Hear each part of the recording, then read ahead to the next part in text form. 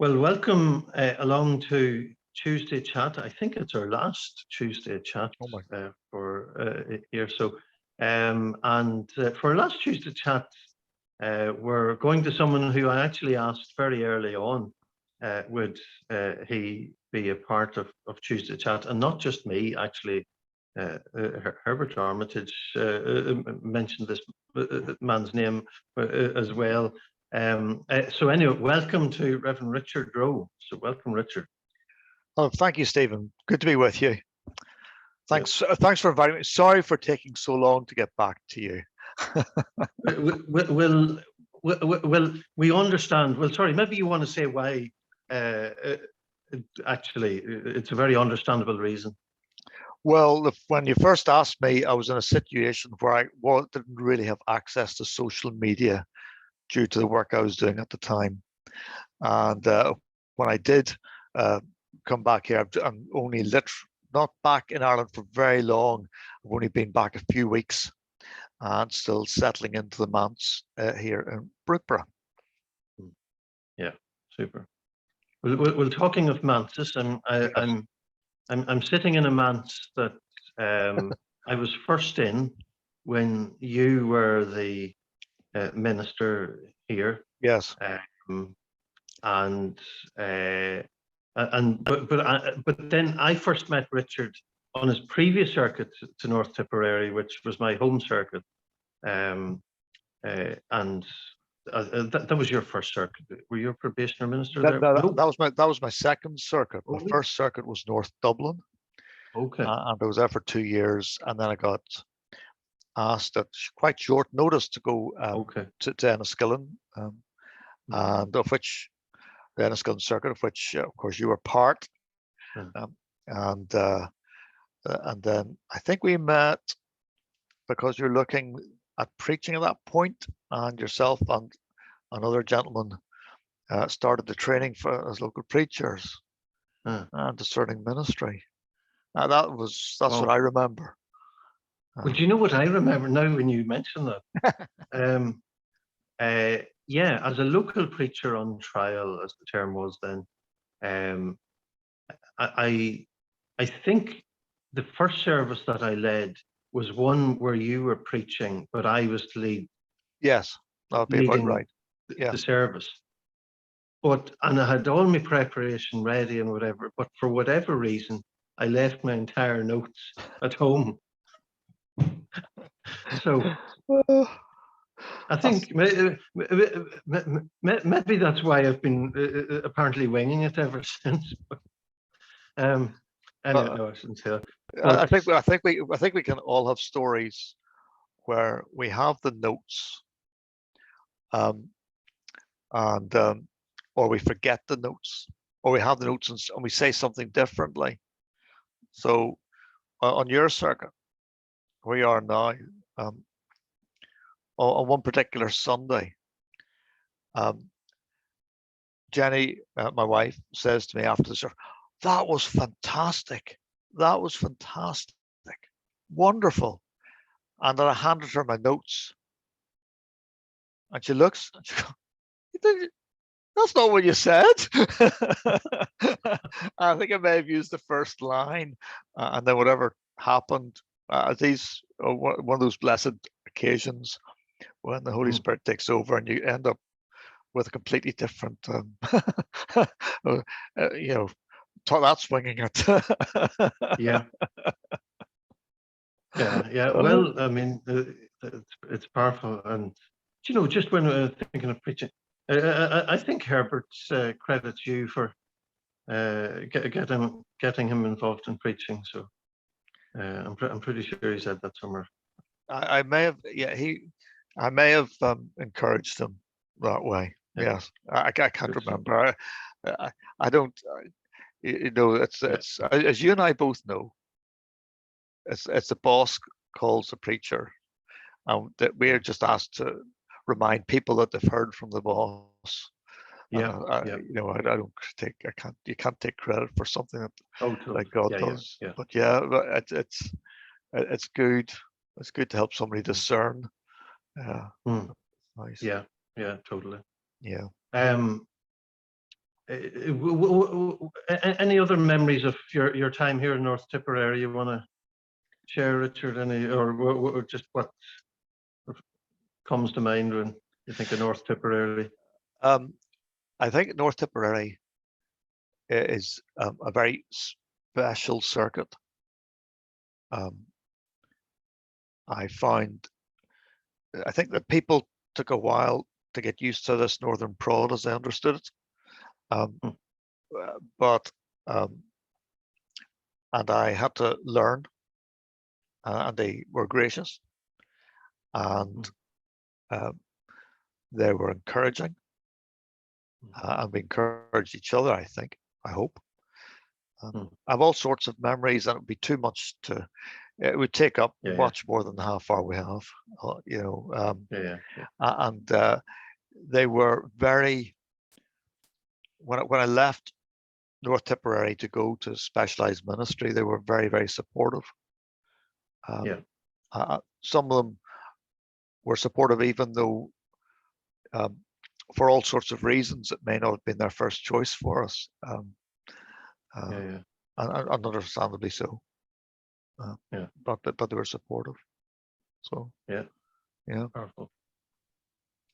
Great. Can we jump back a bit of course we can. in your life, and because of course people listening to this, there will be the people who have known you from years ago, but many who don't know you at all, or maybe there might be younger people who in their lifetime just didn't get a chance to know you. So just where you came from, and then maybe also your journey towards where did the ministry come into that? So. Okay. Or what was formative? What was formative? Okay. So I was born and brought up in Bangor in County Down. My father was from County Fermanagh, and so we would be up the road at least every 2 months, if not more frequently, to see the rest of the family, because his siblings and mother were still living in the county at the time. And we're engaged in the local church, which was Hamilton Road Methodist, otherwise known as Wesley Centenary Methodist Church on the Hamilton Road in Bangor. And there was a bunch of us who went through Sunday school together, and then a good youth fellowship as well. But in between those two things, when I was 11 years old, through Scripture Union Camp, I came to a saving faith. I came to understand and appropriate for myself, if you like, that Jesus, the reality of Jesus, and the difference he makes. And I, to use the words, gave my life to Jesus, but he's given me so much more. So, and that was when I was about 11, and that was through CSSM, the beach missions, and also through a Scripture Union Camp. It was over that summer, and that's where I became a Christian. I was doing a lot of music and speech and drama and stuff, and that doesn't seem to tie in, I suppose, in one sense, except for this. I was away on a trip with a youth orchestra, and a bunch of us started a prayer group when we were away. And various things happened, and I realized that I had a pastoral heart. I wanted to, what did that look like? And it was around that time that two people said, a minister and a lay person both said to me that they felt that there was a call on my life to ministry. So the next couple of years were sort of working that out. I ended up, after leaving school, having spent not enough time studying, going to work as a storeman, which I thoroughly enjoyed, and started to study for my A-levels for my, sorry, not A-levels, local preachers. At that stage, it was, you studied 4 books and had 4 exams, and that was it. Quite different to the system now. I couldn't study on my own, so I went to the Christian Education Centre, and that used to be a 1-year course for lay people to do some basic theology, and they also covered the local preacher syllabus, and so that got you out of that particular hole for the academics. And then again, a testing call and candidating and coming into the ministry. And it was just very interesting the way that it all went. And I could see how each section that I'd been through when I'd been 15 and felt gone through a crux moment in my faith, when I'd been leaving school, when I'd been doing stuff as a storeman, very enjoyable job, but what it meant to be a Christian on the shop floor, and what did that look like? And it was just seeing all these things come together. And I remember, maybe you remember, but at Synod, there used to be a point where a candidate was examined by the fellow ministers. And this particular minister, the late, great Dennis Bambrick, and he was a wonderful man. And he said, the question I remember most clearly was, he said, Richard, you want to become a Methodist minister. Why particularly the Methodist Church? You must have a big vision. You must be something you want to do. And I just said, Dennis, I'm just trying to get in. I'm just, and there was general laughter. But I think at each point, I've just tried to step in and keep moving forward. I'm trying to keep in step and be obedient to where Jesus wants me to be. Do I get right all the time? No. But that's the general direction of travel. Does that make sense?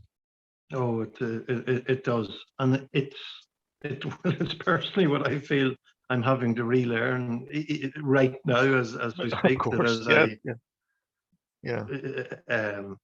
Leave the circuit, and and people are expecting me to, or well, sorry, not people are, but sometimes some people expect me to be walking into something else, clearly knowing months in advance what's going on, whereas no, I'm just learning that you have to only take the steps as they are, and trust. Powerful. Great. And I think did you and Jenny get married when you were in Enniskillen? We did.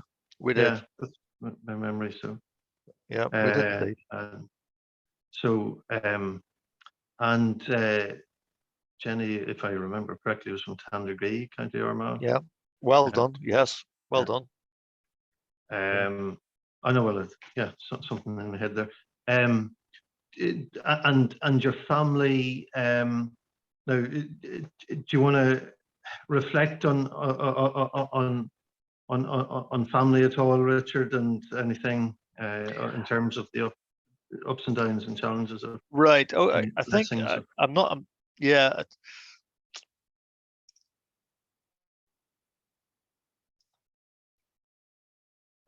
I think there's 2 things I'd like to reflect on, if I may. Yeah. Okay, so when I was in my first year in theological college, I became ill in the winter term. I was out of college for 10 weeks. Right. I basically missed the winter term. And I got, it took me, I was ill for about, it took me about the May time to get fully well again from Christmas. And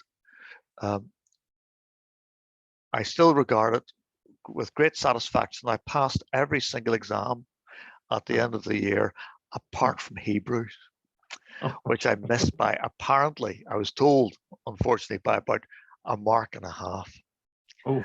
Oh. Well, I think I failed my Hebrew module first time. So. But the best thing about it was, because I'd only had, if I failed the Hebrew, I couldn't do an honours. I only had to do the pass degree at the time, right?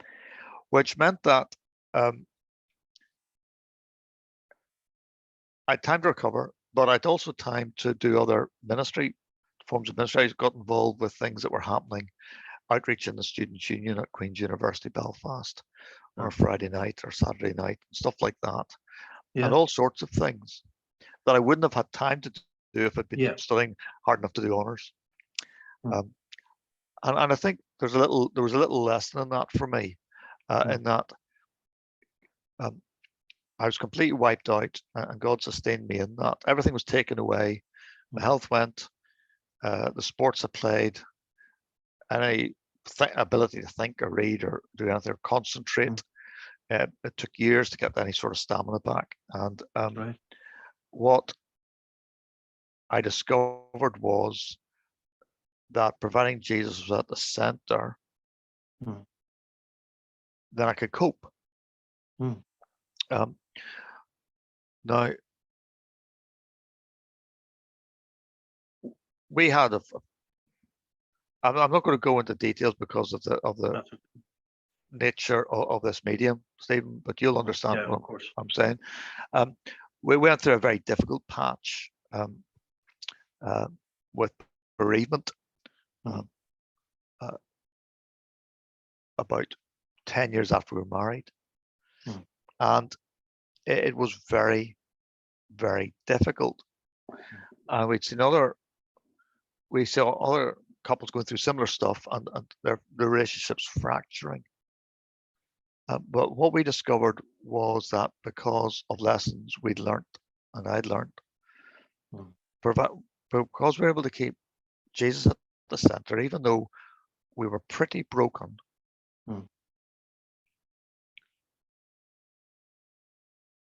we could, am I going to use the word cope?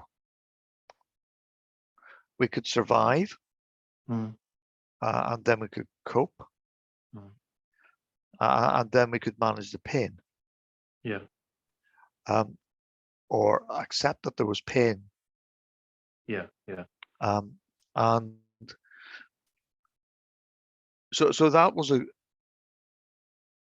that is about something of the training that goes on in life. That's all part of human existence. The stuff that happens, but what Jesus does is when he just gives you strength. He just gives you the ability to cope. But more than just coping, to actually survive, and more than that, St. Paul, didn't he speak about how his strength was made perfect in weakness? He had some sort of physical disability or something that hindered him greatly, and he wanted God to take that away from him, and he felt that Jesus said to him, "No, because my strength is made perfect in your weakness." So I can never claim that I was doing anything in my own strength. I didn't have any. I just didn't. So any positive stuff that came through in that whole period, and there was a period, of about initial period of 6 years, and then the recovery period after that. Another 6 years perhaps. So throughout that period, I knew that I was going an utter dependency. And it's interesting. I think when things are sometimes easier, but you become less dependent. And arguably less effective. And that's it. I mean, that's my it's nearly a stream of consciousness you're getting. So you might want to modify this or edit it or something. I don't know, Stephen. Oh no, not at all, Richard. Because I mean, this is what this conversation is about. It's just reflecting and thank you for sharing sharing that. So I suppose what we maybe briefly touched on earlier, you left here, yes, North Tipperary, to go to an alternative ministry. yes. So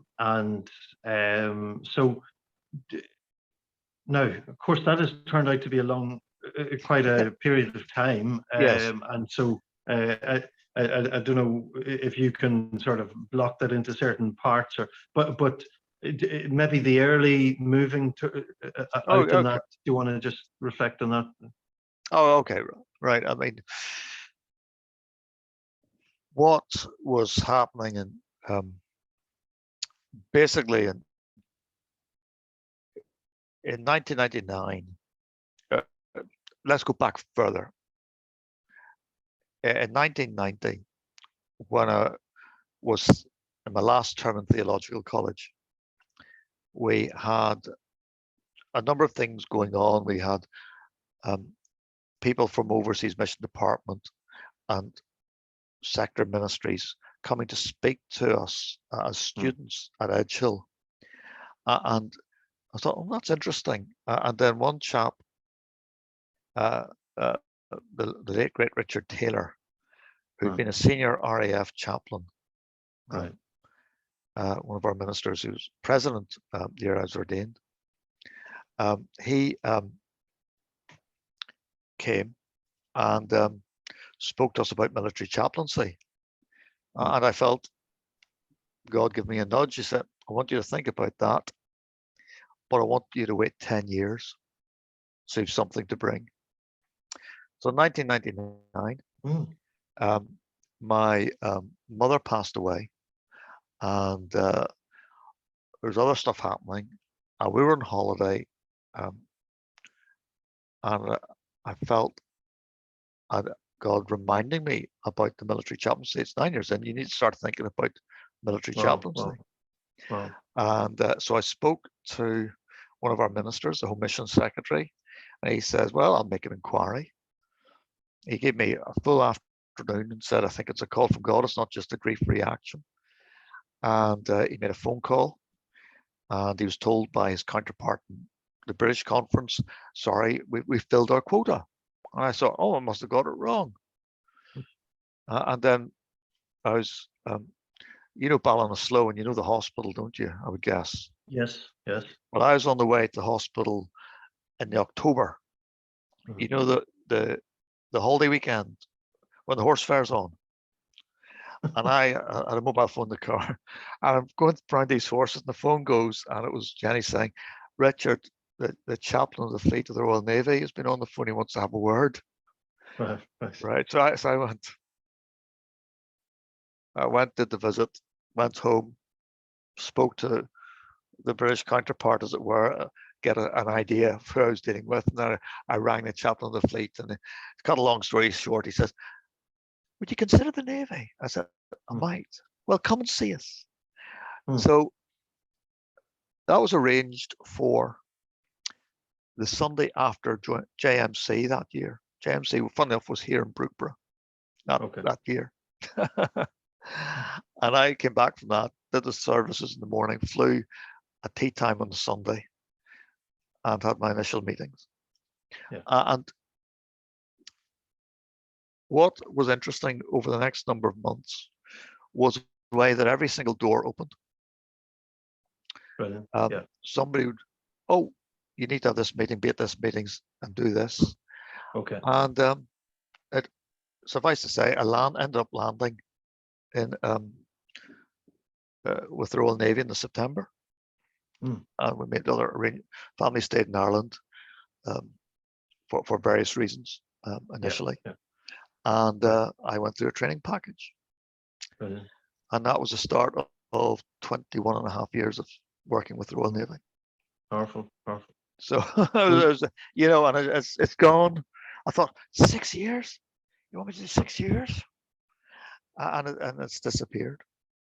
And you'll be aware of some of the family context at the time, Stephen, and so some people were wondering, is this wise? But ironically, if we hadn't made the move, then there would be things that wouldn't have become, available to us that were required later on. Okay. Right. So it was just astonishing. Yeah. Powerful. Well, I mean, yes. it's interesting. The Navy itself, I mean, it's Yes. just a concept that I would feel I've no real no understanding of. Yeah, But okay. it's interesting. This week on Nationwide on RT1, Right. they're profiling the Irish Navy. Yes. So so on Monday night, I think there's one program. So I think Wednesday night as well. So All right. Okay. and I was fascinated just watching it and just hearing about it and the commitment of yes. members of the Navy, and it's a world I cannot just understand. So what on earth is ministry? No, that's the Irish Navy, but what on earth is ministry in the Navy like? And I know you can't sum that up in a few minutes. Okay, right. So what do you deal with, Stephen? We deal with life and death. We deal with money problems. We deal with addiction problems. We deal with mental health problems. We deal with family issues. Okay. We deal with people concerned about their children. We deal with children concerned about their parents or significant adults. Right? We do that, don't we? And we try to teach people about Jesus. So that's what we do in the Royal Navy as chaplains. Right? Yeah. Now, sometimes the context in which we minister helps us.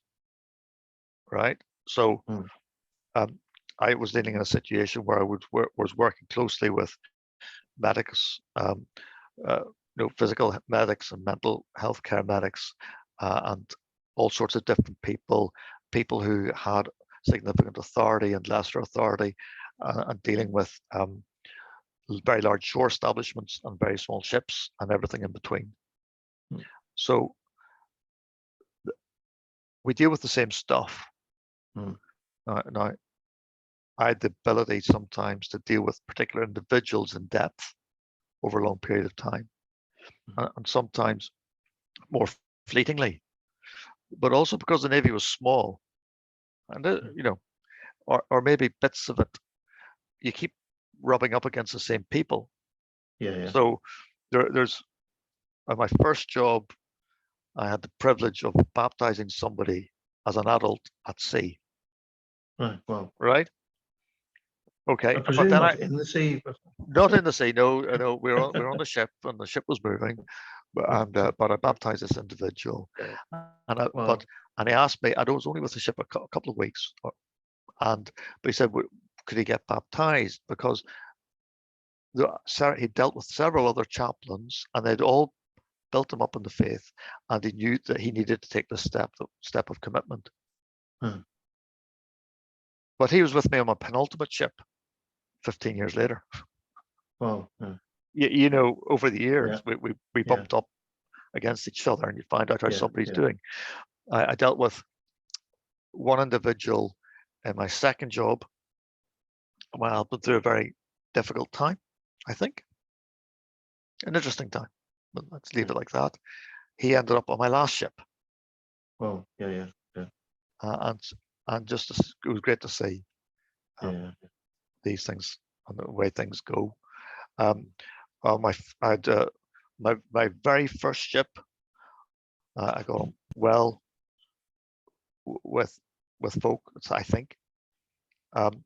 And suffice to say, my last ship, the most senior rating, the executive warrant officer, had been a young lad on my first ship, and he's now a senior warrant officer 21 years later. Okay. We're working together closely. Yeah. And his boss on board the ship, who'd been just a rate above him, was doing another shore job that I was impacted in after I left my last ship. and was dealing in another place. So Mm. that's the nature of the work. So you keep bumping into people, a bit like Methodism, where we bump into people all the time over the years, Right, yeah. and it's a bit like that. Yeah. In fact, it's probably, I think there's a similar number of people in the Royal Navy that there are Methodists in Ireland.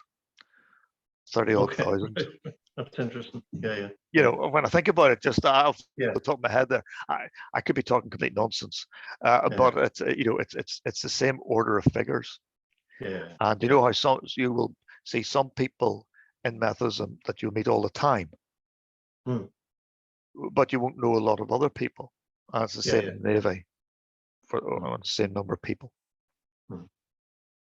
And what about particular challenges for people in the Navy? I mean, like people being away from home for so long and living together, and are there particular aspects of pastoral care or whatever that? Yeah. I mean, there's some I can't speak about in this context, in this forum.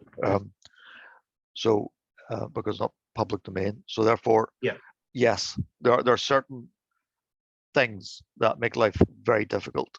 There are certain cadres of people who have no communication when they're away at all, and it can be away for at the moment several, months. At the time they're away for, there's not days or weeks, but months. And there's other sorts of stuff. So I did 2 tours of Afghanistan. With the first, I was looking after air assets. So I would try service, but I was there. We had a lot of Royal Navy people at the time, and I saw a lot of Afghanistan and a lot of stuff, and that was difficult. There was a lot of loss of life in the people that went out after me.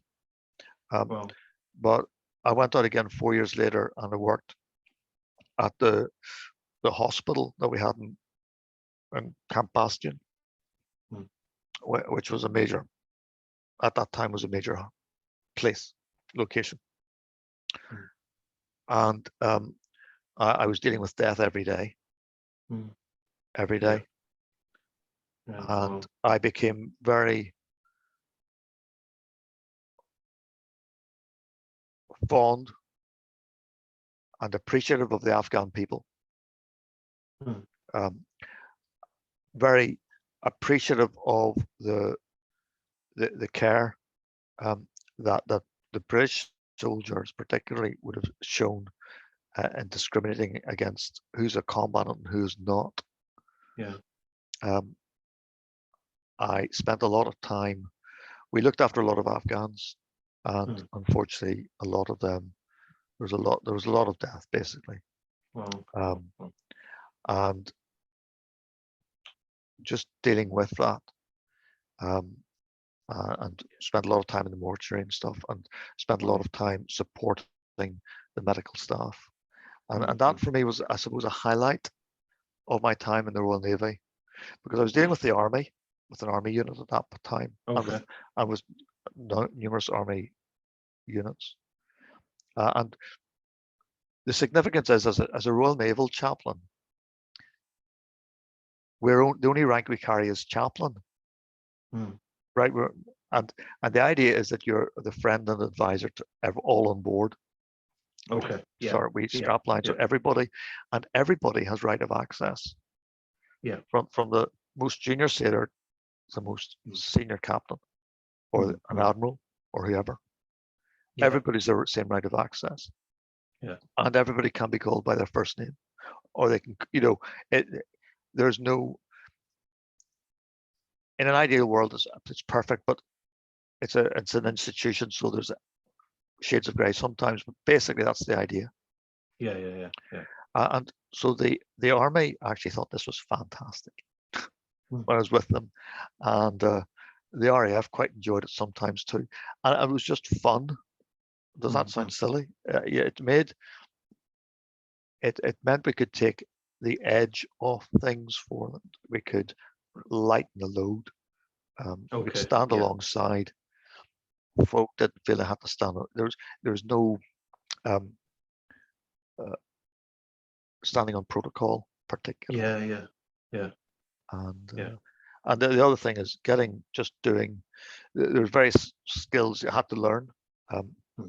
Various things we had to do so we could keep ourselves safe and look after other people, on land and on sea and in the air. And so you do all those as part of the ongoing training. The only thing we don't do is fire weapons. Yeah. We don't do that. So that gives you the best picture I can give you in this context. Yeah. No, that's powerful, Richard, and the challenge of ministry in that setting, and I just can't imagine just how as a chaplain, admire you for that. So. Well, the thing about it is, Stephen, it's people just need to think they matter. They need to feel they matter. Yeah. That they have value. Yeah. And sometimes the world systems don't do that. And sometimes they simply become part of the machine. So I would call people by their name, not their number, by their first name, not their surname. And it's those things. Is it? Do we get it right all the time? No, because some people don't want to see you. No, don't want you around. Yeah. But I discovered over the years that they became very much in the minority. I'm not saying that people really wanted you there all the time, but they were happy for you to be there because they had an understanding that you were there for them. Yeah. Now there's a conversation going on at the minute, I think, in the armed forces about what pastoral care looks like and who should be doing it and all the rest of it. I'm not in that conversation anymore. And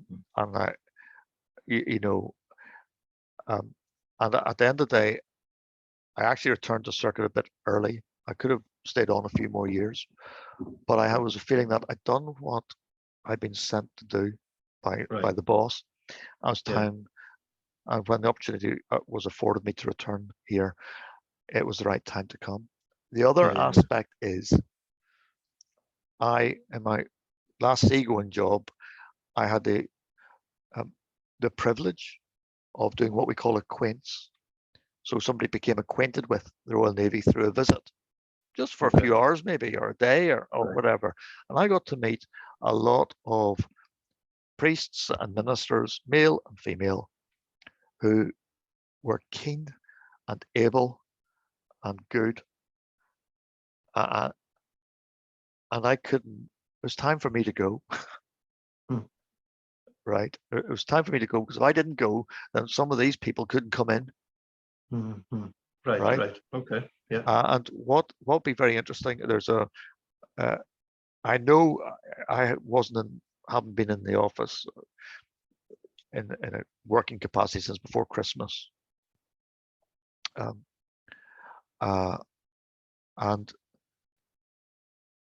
so that's only 6 months, right?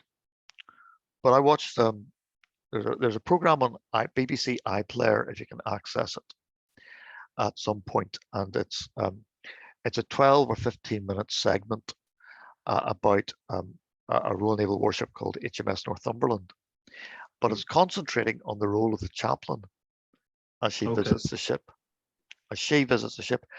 I do not know this person. Right. I'm not even sure. She may have been one of the ones I briefly met on acquaint. I'm not 100% sure, but I don't think so. And I just go, I'm at 6 months, but it may, it's so far in the past in some respects. And it gave me great joy to see a capable chaplain looking after the lads and lasses of the Royal Navy.